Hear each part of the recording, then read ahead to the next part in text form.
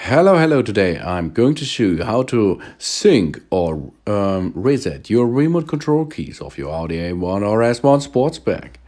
If the remote control fails to lock or unlock the vehicle, it will be necessary to resynchronize the system. For this option, we use and press the open button on the remote control.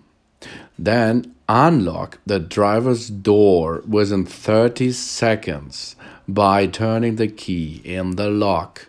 And of course, turn it left side. Left side now. Good job. Job's done. Then press the unlock or lock button. And after this, job's done. The synchronizing of the remote control key is done, and we can open and close the car again by using our remote control key.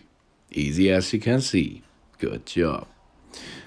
And now it's closed. Let's open it. And it's open by remote. Yeah. Completely. Press the open button on the remote control. Unlock the driver's door within 30 seconds by turning the key in the lock. Then press the open button and job's done.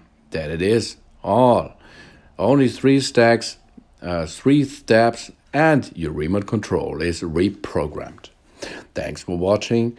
Please subscribe me and give me a positive feedback. And see you next time again on my channel. Soon.